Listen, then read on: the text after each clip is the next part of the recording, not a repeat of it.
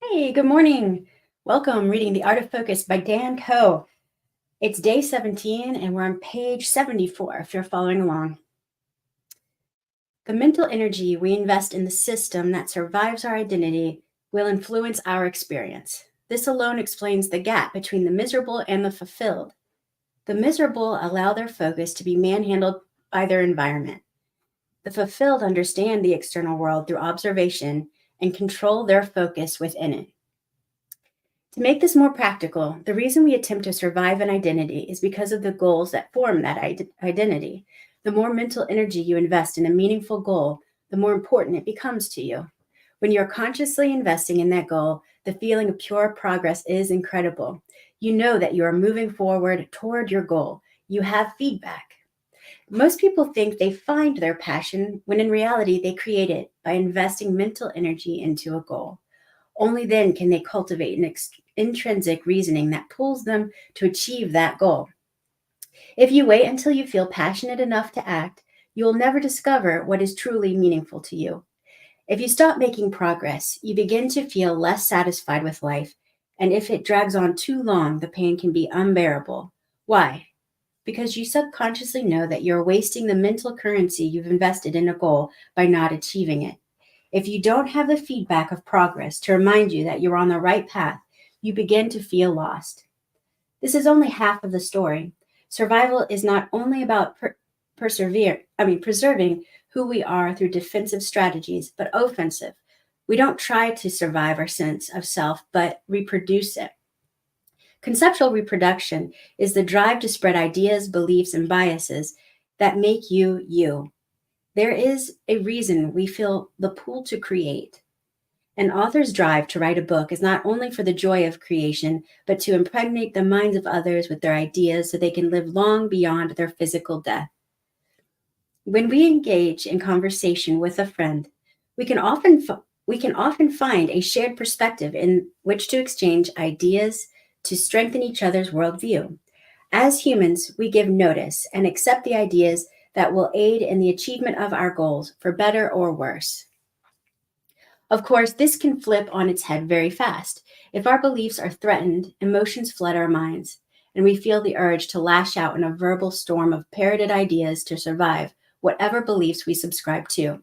This becomes apparent during political seasons, mass media hysteria, and even religious parents that seek to reproduce themselves in a rebellious child that questions their beliefs. If we seek to understand our nature, we can start playing the real game that boils down to one question: how do we make survival the most meaningful? Harmonic oscillation. You feel bad because your future self is watching your every move and they don't like what they see. By the time we are near adulthood, our mind is like an overweight sculpture waiting to be chiseled down, revealing the godlike physique that has developed underneath. Chiseling requires small, skilled, and accurate taps to maintain the foundation of the material. If you strike too hard, you may send a crack through the core. If you strike too soft, you will get discouraged at your inability to change. Now that we have a big picture understanding of our concept of self, we can work to change it, meaning that we must deconstruct the mind, see all its parts, and remove what isn't supposed to be there. This way, we can act from a place of authenticity while developing a character that is conducive to our ideal future and present enjoyment. In classical and quantum mechanics, a harmonic oscillator is one of the most important concepts to understand regarding the behavior of certain systems. While the science can be difficult to understand, the point is simple. When you apply external force to a particle, it is displaced from equilibrium, like if you were to flick a door stopper as a kid and hear the funny noise it made. When we would flick the metal stopper, it would shake back and forth, depending on the force we applied, until coming to a stop back in the position it was.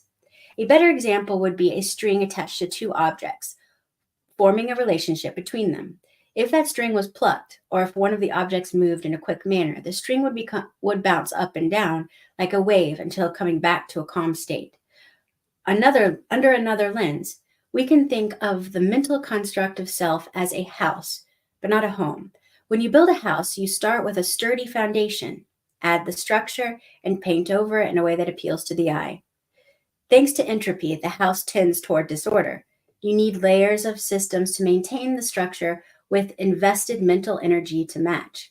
The paint will chip unless you hire a painter. Rooms will get dirty unless everyone cleans them.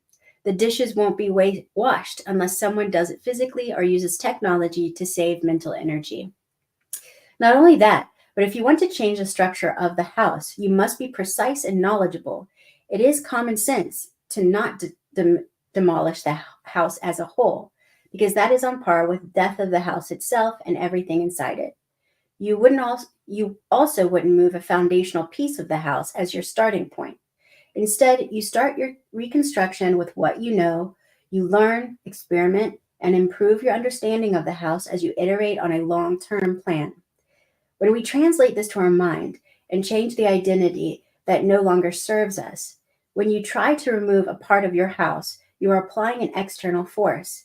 If that part of your house is foundational, the emotional response will match. When most people seek to change and take the painful actions necessary, they often fail to see these low points as necessary. We fight with the emotions that wash over us and allow them to influence our actions. On the universal scale, our thoughts, emotions, and actions oscillate between the creation of heaven or hell, but few people recognize that responsibility. Your actions will only serve a collective heaven after you experience the personal hell that comes with identity change.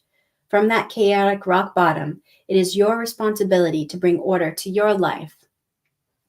All right. I'll be here tomorrow for day 18. Thank you so much for joining me. Have a great day.